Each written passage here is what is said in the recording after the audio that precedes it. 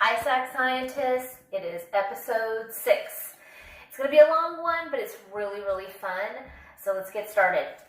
All right. So today we are going to work on our red cabbage pH indicator. So you see my setup right here. But before we do that, let's go over our feature page and some safety. So last time we've talked about chemical changes. You watched the video.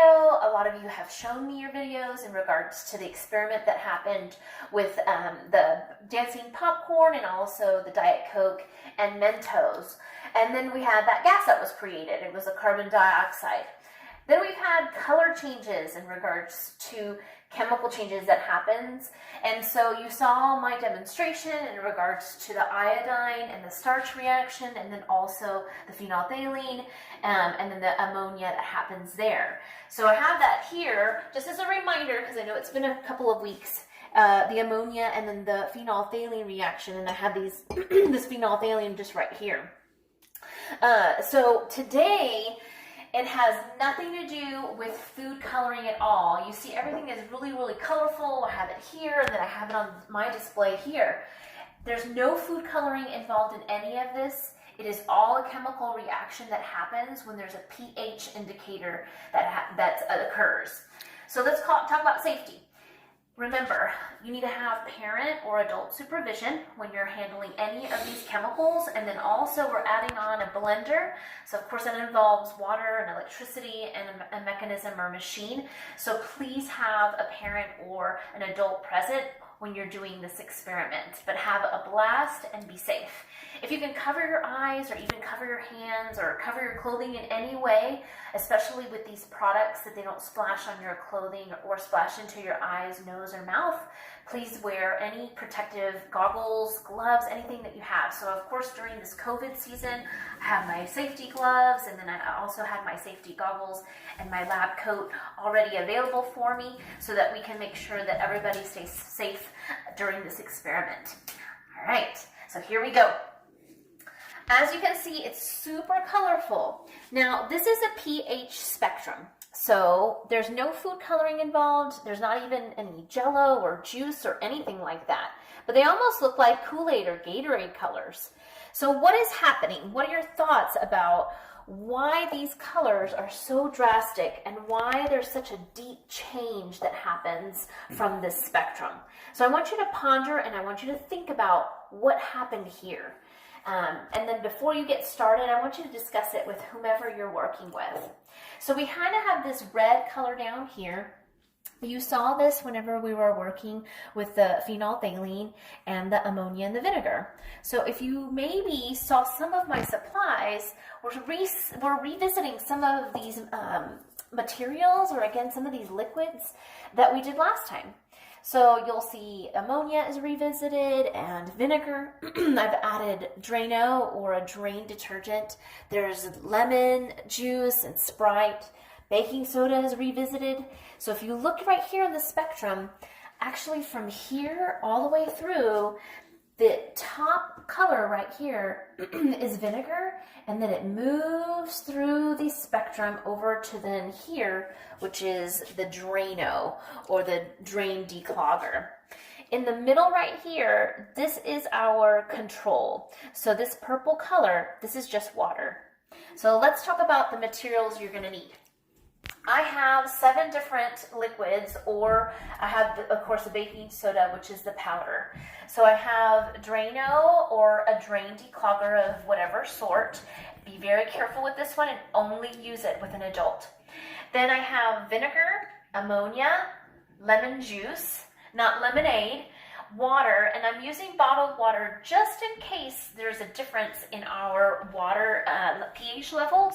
Sometimes water can be more acidic, so kind of down this spectrum, or it can be more alkaline or basic, which is down on this spectrum. And then I have Sprite here. So I'm going to bring out my tray so that you can see, and I have fairly clear liquids. So here's the vinegar, the lemon juice, the Sprite, the water from the bottle. Then I have my baking soda, my ammonia, and the drain cleaner. And then the key ingredient, that is going to be the cabbage pH indicator. So you'll need this specific supply if you ever headed to the grocery store sometime this week. It looks purple, right? Looks like purple cabbage, but they call it red cabbage. And all I did was I took out the outer layers, and then I just took 2-3 of the inner leaves that you'll see that are purple, kind of that violet color. I put them in the blender here, and then I covered them with water. So probably about halfway to even covering them full with water is perfectly fine. And then all I did was blend it. When you blend it, it'll send all of these little particles all the way around, so you may want to wait until they settle just a little bit. And then I used a strainer to then strain all of the cabbage particles, and then I poured it into a cup. It almost looks like a Starbucks violet drink. And so just poured that in, and then I got all of those little floating particles out of there and just specifically use the juice. So I have 7 cups that are available for me right here. And I'm going to pour the acids and the bases all the way through and see how these changes happen. All right, so I've got my vinegar all the way to my drain cleaner, and you're going to see a chemical reaction that will happen, and it'll show whether it ends up being on this spectrum, which is the vinegar, or an acid base, and then all the way over here to the drain cleaner, which is that alkaline or that basic. All right, here we go. Let's see how it goes. Vinegar, I pour it into the cabbage juice. And there it goes. Okay, so I know vinegar, it's an acid when it has those warm colors. And I know some of y'all have worked on warm and cool colors in art with Mrs. Powers and in previous years with Miss Yenarel. Here's the lemon juice. Nice. Kind of that same warm color. Sprite. All right, and has an acid, a little bit of an acid tone. Water, this is again the bottled water. Hopefully it'll be our control. Yep, stays purple. That's a good thing. Baking soda. Now baking soda was a powder. I just put warm water and dissolved it. Okay, turn that bluish color. Ammonia.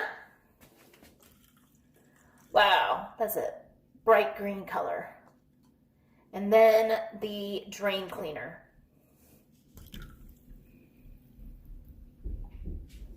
Okay, so the drain cleaner may have had a pH change that will happen gradually. So if you watch it, it'll happen slowly but surely. And even if you agitate it, meaning you kind of move it around, it may turn colors as it changes the pH while it's in there. So again, from the acid all the way to a base, you're able to see the chemical changes that happen with just something as simple as a red cabbage. So I hope you'll have a blast with this experiment. Please be safe and please be careful as you're working with the blender and then you're working with these chemicals.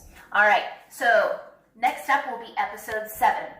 Episode 7 will be an extension of this. We've kind of had some controlled variables meaning that things will change here and there.